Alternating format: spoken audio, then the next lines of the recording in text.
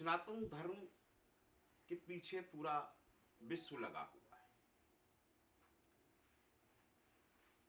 एक धर्म जो पूरे संसार को साथ लेकर चल रहा है, एक सनातन धर्म ही है जिसकी वजह से आज ये सृष्टि वास्तव में टिकी हुई है।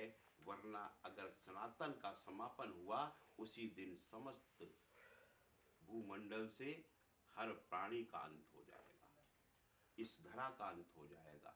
सनातन धर्म है जो नित्य प्रतिदिन अपने हर मठ मंदिर से जब पूजन करता है तो विश्व की शांति के लिए प्रभु से मांगता है कि विश्व में शांति हो,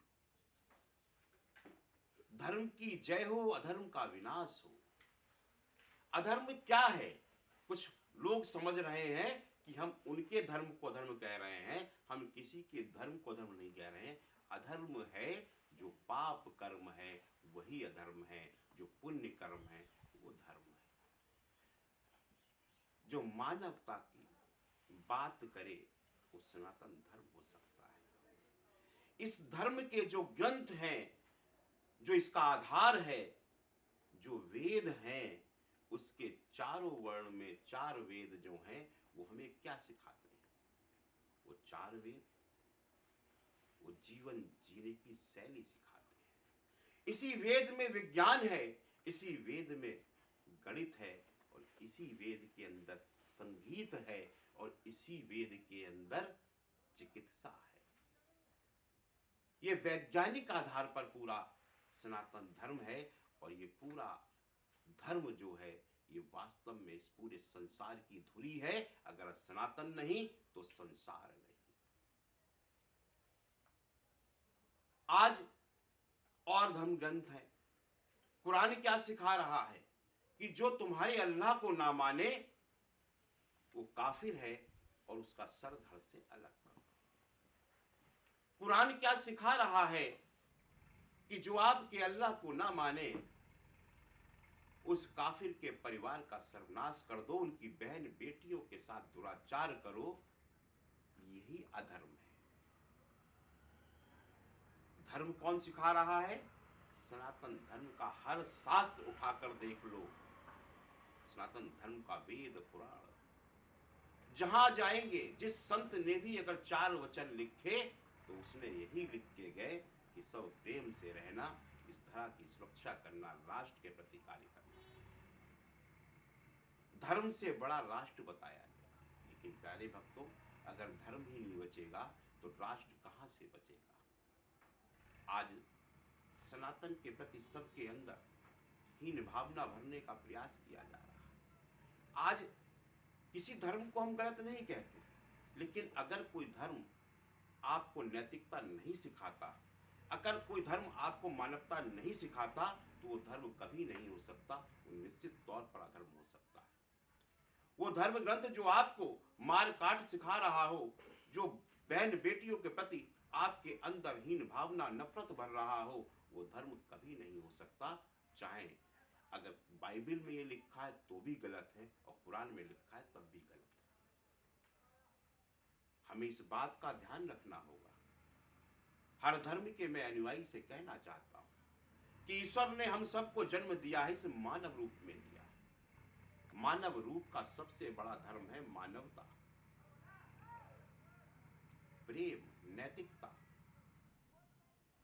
यही धर्म जो है, यही राष्ट्र के लिए है, यही हम सब के लिए है। लेकिन हम एक दूसरे के प्रति आग उगल रहे हैं। हम एक दूसरे के प्रति हीन भावना दिखा रहे हैं। आज अगर हमें कट्टर होना पड़ रहा है, यदि आज हमें सड़क पर उतर कर यह बताना पड़ रहा है कि जिहाद से बचो, क्या क्या स्वरूप जिहाद एक अघोषित युद्ध बन गया है।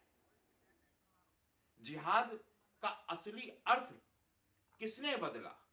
उन मौलाना मौलवियों ने बदला जिन्हें मानवता का अर्थ नहीं पता, जिन्हें यह नहीं मालूम कि तुम्हारे लिए जो मानव काया ईश्वर ने देके भेजी है, इस किस कारण से भेजी है। स्वामी विवेकानंद जो एक संसार के लिए आज भी एक ऐसे विचारक हैं जिन्होंने उनके पद चिन्हों पे चलना सीख लिया, वो कभी हार नहीं मान सकता जीवन में। चाणक्य, इन सब ने जब ज्ञान की बात करनी शुरू करी तो सबसे पहले एक आत्मबोध की कहां प्राप्ति हुई कि मैं कौन हूं, मैं इस रूप में आखिरकार इस पृथ्वी लोक पर आया किस लिए हूं, मुझे ईश्वर ने इस पृथ्वी लोक पर, इस मृत्यु लोक पर, इस मानव स्वरूप में भेजा क्यों है। अरे अगर प्रभु को और किसी रूप में भेजना होता तो हमें गधा कुत्ता कीड़ा मकोड़ा बनाकर भेजते, आखिरकार प्रभु ने तुम्हें मानव स्वरूप ही क्यों दिया, प्रभु ने अपनी छाया में तुम्हें क्यों भेजा। प्रभु ने अपनी छाया में सिर्फ आपको इसलिए भेजा कि जितनी सुंदर सृष्टि प्रभु की ये बनाई हुई है इसकी सेवा करने जाए। लेकिन हम अपने धर्म, हमारा धर्म बड़ा हो जाए, पूरे विश्व पे हमारा राज हो जाए। अरे क्या करोगे विश्व पे राज करके, यदि तुम अपने, जब अंतिम समय आता है तब दर्द होता है, तब परेशानियां आती हैं कि आखिरकार हमने वो पाप क्यों किए। जब वो पाप हमारे शरीर से हमारे अंतिम क्षणों में निकल रहे होते हैं, जब हम दर्द सहन कर रहे होते हैं, किसी बड़ी बीमारी की पीड़ा सहन कर रहे होते हैं, तब लगता है कि हमने कितनों को पीड़ा दी। आज हमें ऊपर वाले ने, भगवान ने, ईश्वर ने, जिसको जिसने माना, चाहे यीशु मानो, चाहे अल्लाह मानो, चाहे भगवान मानो, हमने अपने अपने धर्म बना लिए। हमने सनातन को छोड़कर, ईश्वर की कितनी बड़ी सत्यता है, जब भी कोई प्राणी जन्म लेता है, जब बालक जन्म लेता है तो उसका जन्म सनातन में ही होता है।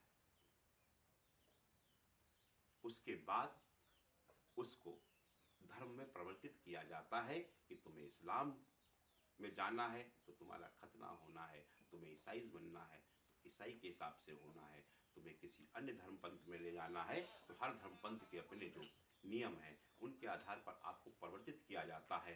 धर्म परिवर्तन तो आपका उस दिन होता है जब बाल अवस्था में जन्म लेने के बाद आपको धर्म के विषय में परिवर्तित किया जाता है।